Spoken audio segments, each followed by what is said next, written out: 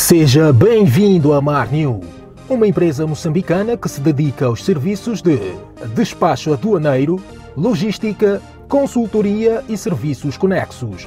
Estamos na Avenida Paulo Samuel Kancomba, número 1478.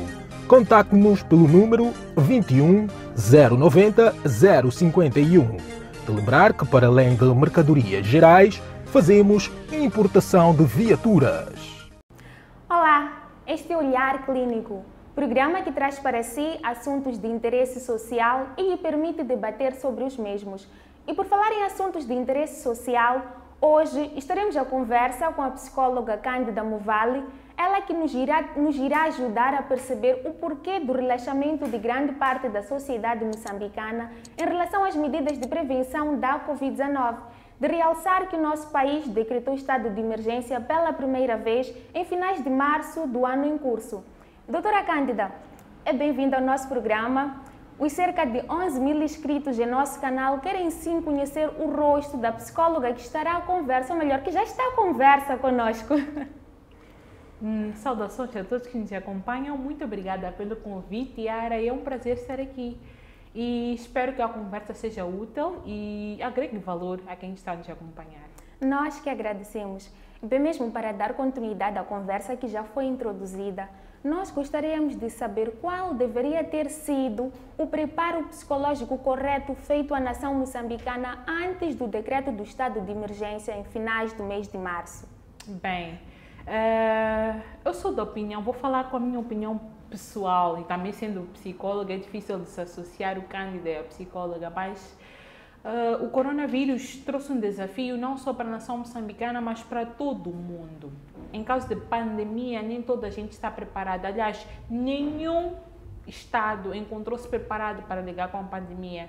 Inclusive as grandes potências mundiais como os Estados Unidos está a padecer e muita gente está a perder a vida. Tem sistema de saúde muito robusto, mas mesmo assim muita gente encontra-se a morrer com o coronavírus, há muitos infectados, etc, etc. Itália também foi assim, Espanha, etc. E nosso país sendo africano, com as fragilidades que nós já conhecemos, eu creio que o nosso governo até foi um herói em decretar as medidas e anunciar o momento oportuno e acautelar a população moçambicana sobre quais as medidas a seguir e também se reinventar para cada nova abordagem que surgisse, como o caso dos túneis de desinfecção, que entraram em vigor, já estavam a inaugurar vários túneis, mas depois apareceu artigos a comprovarem que os túneis são de facto nocivos à saúde das pessoas e o Estado recuou, como é o caso do uso da máscara. Inicialmente, as máscaras só estavam sendo utilizadas ou eram aconselhadas aos cuidadores, aos profissionais de saúde,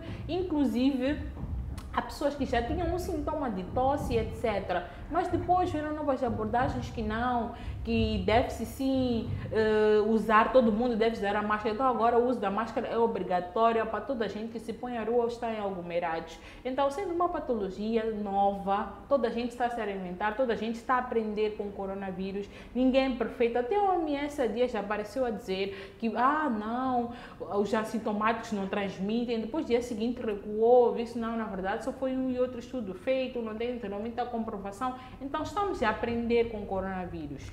Mas em relação ao decreto do estado de emergência repentino, feito de maneira repentina, no primeiro mês a sociedade moçambicana esteve a cumprir à risca. Mas quando entramos no segundo estado de emergência, o segundo decreto do estado de emergência, foi possível perceber um pequeno afrouxamento. Isso não pode ser consequência da falta de preparo psicológico feito à nação moçambicana, porque foi tudo de maneira muito repentina.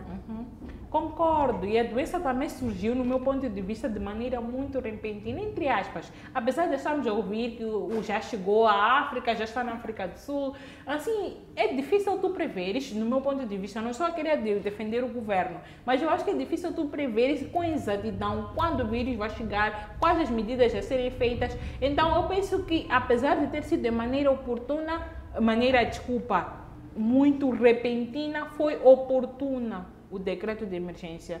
Eu sou de acordo, eu fiquei muito a par que sim, se será assim, em primeiro lugar as escolas e se será assim convívios, a pior, com mais de 50 pessoas. Então eu achei algo, foi de louvar essa decisão feita. Obviamente que é difícil agradar a todo mundo, muita gente ficou ressentida, muita gente tinha planos de casar, de festas, os estudantes estavam a caminhar em últimas avaliações para principalmente final do semestre, os do primeiro ano. exatamente os do primeiro ano que estavam com aquela sede de ir à faculdade, etc. Muitas pessoas ficaram com os seus planos um pouco desorientados, não sair de casa, ter que se reinventar, mas a vida é mesmo assim, por vezes nos pega a partidas que nós devemos nos adaptar e devemos ser rápidos em assimilar as coisas e por vezes existem decisões bruscas que devem ser tomadas. Felizmente o nosso país ainda não chegou ao lockdown, por exemplo, como a África do Sul, como outros países do mundo, onde houve confinamento obrigatório, onde quem se fizesse a rua não podia fazer a rua, quem se fizesse a rua era até preso ou submetido a uma multa. Então temos que avaliar que não fomos tão mal sucedidos assim. E em relação ao estado mental das pessoas que agora estão a cumprir com o isolamento social de maneira obrigatória, como é que funciona mais ou menos? O que passa pela mente dessas pessoas que tiveram de parar por completo com as suas atividades e se reinventar? Como é que fica o estado psíquico dessas pessoas? Bem, para começar eu devo dizer que cada pessoa reage a diferentes situações, a situações estressantes de diferentes maneiras.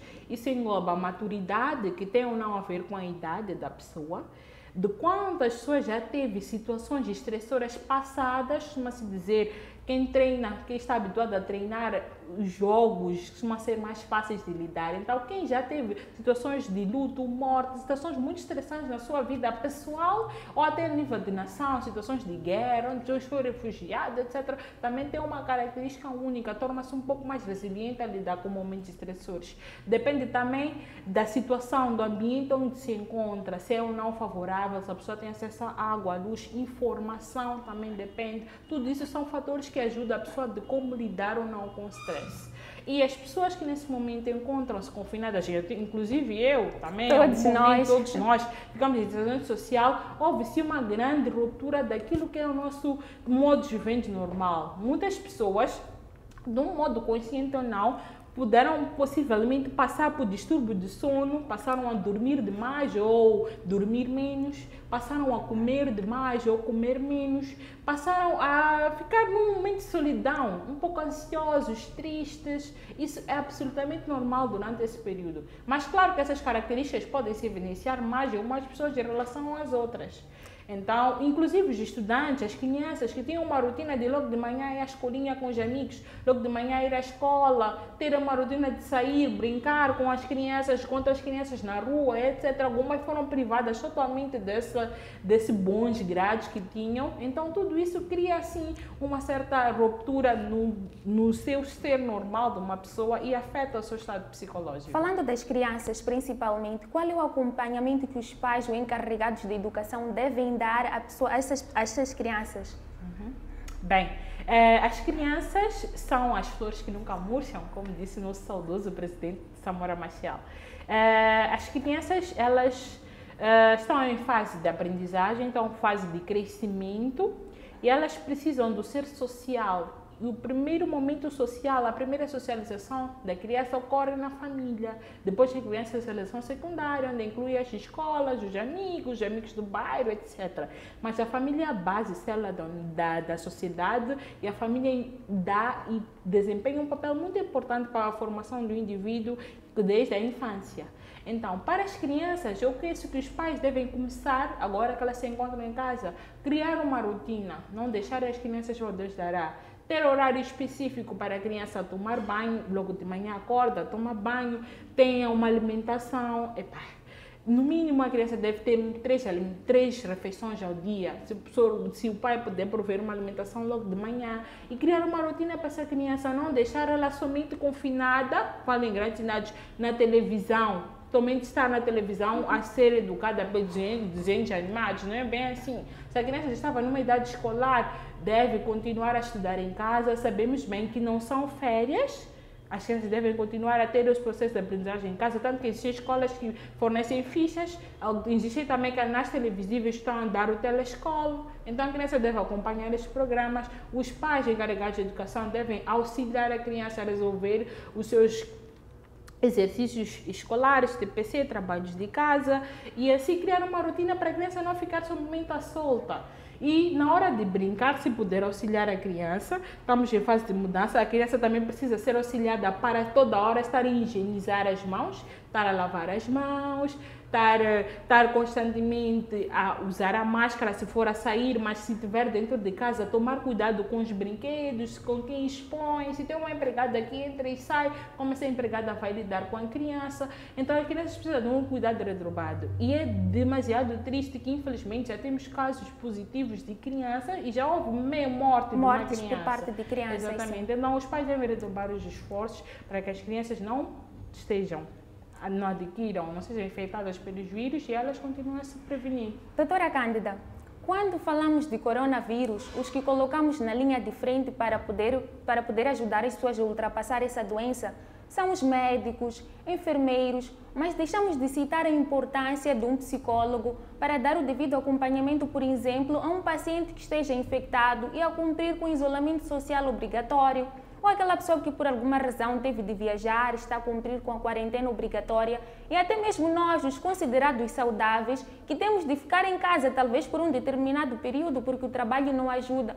Por que há essa desvalorização? Por que não se fala da importância do auxílio que um psicólogo pode dar às pessoas nesta época que nós estamos a passar? Bem, estou bastante feliz com essa pergunta. Primeiro, por tu achares oportuno que o papel do psicólogo é bastante bem preponderante e importante. Dizer que, embora não se fale, muitos psicólogos também estão a atuar na linha da frente. Sabemos que grande parte dos pacientes Covid positivos estão em casa, estão a cumprir a quarentena ou o isolamento em casa, e eles têm tido acompanhamento médico em casa, inclusive também um acompanhamento psicossocial também a partir de casa. Faz chamada por... O MISAL tem feito isso de uma forma muito extremista. Eu não estou inclusa, mas existem muitos colegas meus que estão a trabalhar. Eles têm auxiliado as pessoas que têm coronavírus atualmente a lidarem com a patologia via chamadas telefônicas, onde desempenham as terapias. Então, fala-se pouco do psicólogo em África. O psicólogo a profissão de psicologia surgiu muito depois, tem uma remota história e as pessoas não estão acostumadas. O psicólogo era tomado a quem cuida de doentes mentais como tal, quem cuida de ditos malucos, e quem vai a uma consulta de psicólogo é tudo maluco, não está muito bem. Existe todo esse preconceito, todos esses estereótipos, todas essas confusões em volta da profissão do psicólogo. Mas aos poucos já vai se ultrapassando, tanto que eu estou aqui num programa a falar da importância de um psicólogo, a falar do quão nós somos importantes, e não só neste programa, mas em vários programas televisivos. Eu também tenho participado, outros meus colegas também participam, e por pouco vamos desmistificar. Já existe muita gente que me contacta para uma consulta, o que é bom. Aos poucos vamos ultrapassar, até chegarmos no ideal onde uma pessoa diga, não, eu vou ao psicólogo, acho normal ter uma consulta. Porque eu não vou dizer que o psicólogo é uma panaceia que resolve todo tipo de problemas. Não, mas nós ajudamos as pessoas a se resolverem melhor e a se compreenderem melhor. E por essa razão o papel do psicólogo é bastante importante na sociedade, principalmente para lidar com o coronavírus também. Por falar em uma compreensão melhor, a nível internacional nós acompanhamos através dos órgãos de comunicação social casos de pessoas infectadas que se fizeram a lugares públicos com a pretensão de infectar outros de maneira propositada. E em nosso país, não sabemos se foi com a mesma intenção ou não, mas alguns órgãos de comunicação social contaram a história de um senhor que estava infectado cá na cidade de Maputo, que abandonou o isolamento social para ir enterrar a mãe. Não se sabe se ele fez uso de um transporte público ou não, se as pessoas que estavam nesse local sabiam também que ele é um infectado do coronavírus. E na província de Inhambane, quase que a situação praticamente se repetiu, mas uma circunstância totalmente diferente. Uma jovem infectada abandonou o isolamento social, fez uso do transporte público para que pudesse terminar o isolamento social, não sei se é assim que se diz, em casa do parceiro. De certeza que ela acabou por ter um contato direto com o parceiro e as outras pessoas que residiam na casa da mesma também. Isso que acontece com as pessoas que estão infectadas, essa violação do comportamento que está a ser levado a cabo por conta do coronavírus, não seria uma tentativa dessas pessoas dizerem que psicologicamente não estão a conseguir lidar com essa situação a qual estão a vivenciar neste momento? Sem dúvida, como eu estive a dizer, as pessoas reagem com uma doença, de um diagnóstico de uma doença, de forma praticamente diferente. Existem pessoas que ainda passam pelo período de negação até chegar à aceitação e cumprir com a medicação. Então, estamos a falar do coronavírus, que muita gente até é assintomática. E o ser doente em África, para o africano ser doente é estar acamado. Quando tu consegues andar, se mover, não tens nenhum sintoma, não tens nenhuma doença. A doença só é doença quando se manifesta. A pessoa acaba ignorando, até questionando o resultado, a dizer, não, será que eu tenho essa doença? Mas que doença? Eu não sinto nada, eu estou bem. Então, não tenho, isso é mentira, não posso. Não quero. Então, a pessoa não acredita no seu diagnóstico e, consequentemente, acaba tendo um comportamento não muito adequado, acaba violando as recomendações médicas e etc. Não só se observa para o coronavírus, até para o HIV-Sida, as doenças crônicas que nós temos visto. Muita gente tem essa repulsa e sim precisam assim, de um acompanhamento adequado para seguirem na rédea, para serem convencidas que de fato a doença existe, apesar de não ser sintoma, apesar de ser assintomática e por aí vai. Falando nesse caso internacional, que houve muita gente que se pôs à rua na tentativa de tomar atos antissociais para infectar os demais, existem pessoas que são de natureza maquiavélicas, maldosas, e pensam, por mim, eu acho que passa pela cabeça, não quero morrer sozinha, não quero estar infectada sozinha, se eu tenho isso, ficam revoltadas consigo mesma e têm a tendência de espalhar, de contaminar. É assim como se contamina. A pessoa muitas vezes é sem intenção, mas tem pessoas que vão com intenção. Agora, o que aconteceu aqui em Moçambique, pelo caso, eu acho que foi um programa dilemático e insensível. Faleceu a minha mãe, que me trouxe ao mundo. Será que eu vou ficar em quarentena e não vou dar a última despedida? Mas olha, não sabemos se foi e tomou todas as precauções. Talvez foi num carro pessoal e não se sabe. Talvez usou a máscara, mas ele queria se despedir da sua mãe. Não achou que o coronavírus pudesse o privar disso. Então é uma situação sensível e delicada. Por mais que nós quiséssemos prender essa pessoa, nós sabemos o quão a despedida, principalmente nós, a morte tem um grande significado. Para nós a nível africanos, a nível cultural, até existem pessoas que acreditam, já recebi muitas pessoas que acreditam que sofrem azares na vida só porque não participaram numa cerimônia fúnebre, não fizeram rotina. Enfim, existem muitas mitificações nisso. É difícil dizer que a pessoa morreu e já acabou a vida, não há necessidade de despedir, mas nós temos essa carga, é importante. Agora, quanto a minha querida jovem, uma quase adolescente jovem que quis ir terminar a quarentena em casa do namorado, até ouvi dizer que não, o namorado é que insistiu com que ela fosse, foi em Mbanda que tiveram que, entre aspas, lhe prender, ela ficou já confinada com assistência de polícias, aí já é uma negligência total.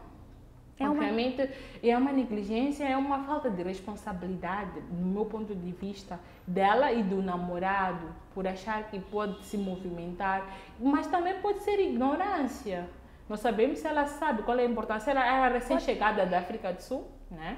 Então não se sabe se ela tinha o devido conhecimento do que é coronavírus, de como se transmite, de qual é a penalidade. E eu acredito que faz toda essa explicação da pessoa que deve ficar em casa. Talvez pela ignorância ela decidiu sair. Uma dependência emocional que ela tem pelo namorado também. Sem dúvida. Acredito que já estava muito tempo sem te ver. Ela estava na era recém-chegada da África do Sul, ficou muito tempo sem ver o namorado e quis matar as saudades. Enfim, são questões que faz parte, né? Mas enfim, são questões dilemáticas e faz parte do nosso dia a dia. E é uma coisa muito importante que eu vou aproveitar para falar, é sobre estigma e discriminação perante as pessoas que são caso positivo de coronavírus, ou então pessoas que convivem com esses casos. Sabemos que os contactos também devem ficar em quarentena, e parecendo que não, as pessoas só por virem que alguém sumiu, desapareceu do mapa, está em casa, já começam a associar, dizer, será que não tem corona? Ou se alguém viajou para fora, já começam a ter aquela repulsa, medo de chegar perto, etc, etc. Isso faz com que as pessoas se fechem e não ajuda as pessoas a cumprirem com o seguimento, principalmente com uma doença que ainda não tem cura, como o coronavírus, como a Covid-19, que é a doença. Então, eu ia aqui aproveitar para aconselhar a todos nós que devemos nos auxiliar e nos abraçar cada vez mais. Estamos em uma espécie de distanciamento social, mas não distanciamento emocional. Podemos continuar a dar suporte aos nossos amigos e familiares através das redes sociais, através do uso do telefone, das redes sociais como o WhatsApp, Facebook, conversar com a pessoa, aconchegar a pessoa. Se sabes, ou tens conhecimento que existe alguém positivo dentro do teu seio, não é para discriminar, não é para deixar de lado, não é para sequer espalhar, é uma coisa sigilosa e nós devemos auxiliar essa pessoa, dar suporte, perguntar se está bem, como está e dar toda a força, porque a doença, entre aspas, não é tão fatal quanto se pensa. No nosso país existem muitos casos de recuperados, a cada dia que passa, já temos pouco mais de 200 pessoas que estão recuperadas, então há uma visão futurista e esperançosa de Há uma que é esperança. possível, sim, vencer o coronavírus, exatamente. Em relação ao estigma e à discriminação, os profissionais de saúde que estão na linha da frente acabam por reclamar que estão a ser vítimas desse mesmo estigma e discriminação por parte dos familiares mais próximos. O que tem a dizer aos profissionais de saúde, porque nós não falamos muito do atendimento psíquico devido que eles devem ter nesta fase. Então, a eles, o que tem a dizer? Meus queridos colegas, quem cuida dos cuidadores, sabe, os profissionais de saúde de todo tipo, desde o servente, o agente de serviço, até o médico, o especialista, passa por momentos muito estressantes no seu local de trabalho. Parecendo que não só de lidar com a morte de um paciente é doloroso para o médico que estava a acompanhar, é doloroso para o servente que encontrava, parecendo que não lidar com a dor do ser humano é muito difícil. Então, vamos por transportar para nós também essa dor. Nós somos seres humanos, temos empatia, vemos nos outros e sofremos. Claro que existem alguns profissionais de saúde, depois de tanto tempo de experiência, eles já tornam-se rudes, secos e já tem já gritam com as pessoas, etc. Mas normalmente as pessoas também sentem e compadecem com a dor. Até porque o que me moveu a fazer psicologia foi pelo cuidado do próximo, foi pela sensibilidade a ver o sofrimento mental e psíquico do próximo. O que motiva várias pessoas a fazerem medicina é para poderem ver a saúde dos demais resolvida, poderem ver as pessoas a serem saudáveis e etc. Não porque querem que as pessoas moram e pereçam. Todo médico atende o paciente, tem a missão, o nosso valor é a vida. É a vida. Então tem que dar a vida, tem que diminuir a dor, causar menos sofrimento e espalhar segurança para o paciente, para que ele se sinta seguro e melhor. E nós nos esquecemos de quem vai cuidar desse cuidador. Nos outros países, todos os profissionais de saúde está estipulado que é obrigatório que eles façam terapia. Terapias grupais, terapias com outros psicólogos individuais, até os psicólogos e psiquiatras também têm os seus terapeutas. Um ajuda o outro, um vai dando a mão e toda a gente constrói uma casa. De modo que a coisa possa fluir. Exatamente. Então, para os profissionais que estão em linha da frente, eles também sofrem estresse, eles também têm muito medo. Porque, obviamente, claro, tudo é um risco. Tu estás com a EPI, tu tens o equipamento de proteção individual, porém, não é 100% seguro. Em qualquer deslize, tu pode se contaminar também. Existem vários profissionais que estão contaminados nesse exato momento. E sabemos a fragilidade do nosso Sistema Nacional de Saúde, sim. Que por vezes, eu estive a acompanhar uma reportagem onde só dão uma máscara para 7 dias, enquanto segundo o estipulado, a máscara deve ser descartável a cada uso, mas nós nem sempre temos essas condições. Então isso torna mais deficiente ou mais estressante a rotina de um profissional de saúde em África, de um profissional de saúde em Moçambique em particular.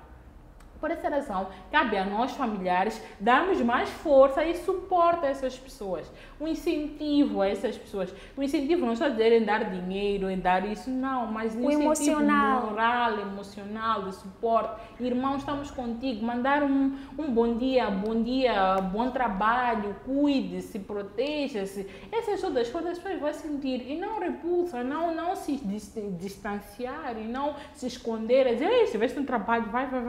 Mas claro que o profissional de saúde deve ser responsável por si. Se está numa família, não pode entrar com aquela roupa, deve se cuidar. Se está num transporte, deve se cuidar ao máximo possível. Mas vamos cuidar uns aos outros. Acho que esse é o meu apelo, não tenho nada a dizer, mas aproveitar para dizer a todos os profissionais de saúde que estamos juntos nessa luta e juntos podemos. Não só em Moçambique, como em todo mundo. E para tal, uma das formas de ajudar os nossos profissionais de saúde é evitando com que nós nos contaminemos. Vamos lavar as mãos, vamos evitar sair de casa se não temos um assunto pertinente. Vamos usar a máscara, vamos sempre higienizar com álcool em gel. Exatamente, vamos fazer coisas para que nós sejamos nós os próximos positivos para ir abarrotar o hospital e precisar com que mais profissionais nos deem assistência. Cândida, Foi um prazer imensurável tê-la em nosso programa. Tenho a plena certeza que não só eu, quanto aqueles que nos acompanham neste momento, puderam aprender muito mais em relação ao coronavírus. Infelizmente, temos de terminar com o programa, porque tudo que é bom, um dia tem de terminar. Mas considerações finais à sociedade moçambicana que está a afrouxar em relação às medidas de prevenção do coronavírus. O que a nossa psicóloga tem a nos dizer? Bem, quanto ao relaxamento, é até visível. As pessoas já vão perdendo aquele medo. No primeiro mês foi aquele todo medo, pânico, principalmente por casos agressivos. As ruas ficaram até desertas, toda a gente fechou. Havia muito pânico e incerteza quanto à doença. E por não sabermos, cura-se os sintomas, será que a cura, será que é recuperado? Como é que vai evoluir em Moçambique? Até tínhamos cenários de previsões dos especialistas muito fatalistas. Dizer, em relação à África. Moçambique, exatamente. Em Moçambique, se for eclodir, mais de 20 milhões de pessoas poderão ficar contaminadas e tal e tal. Mas depois fomos a caminhar com o tempo, a doença foi evoluindo aos poucos, aparentemente estávamos a conseguir controlar. Então as pessoas foram, de fato, relaxando. E agora muita gente está a relaxar. O que não é correto. Devemos continuar a prevenir sempre. Então, você que está aí em casa, acompanhar o programa, muito obrigada por ter ficado conosco até esse momento e, por favor, continue-se a prevenir, continue a acompanhar as informações, continue a evitar fake news, acompanhe informações fidedignas de sites e programas sérios, para que nós possamos sim ter mais entendimento, ter mais conhecimento. Conhecimento é um poder e conhecimento nos ajuda a proteger. Muita força a todos, vamos evitar fake news, evitar passar informações não muito boas, porque há muitas fake news que circulam, então nada de notícias falsas e vamos dar suporte um ao outro. Muito obrigada. Nós que agradecemos. Esta foi a conversa que nós tivemos com a Cândida Movale, psicóloga que nos ajudou a perceber o porquê do relaxamento por parte de grande parte da sociedade moçambicana em relação às medidas de prevenção da Covid-19.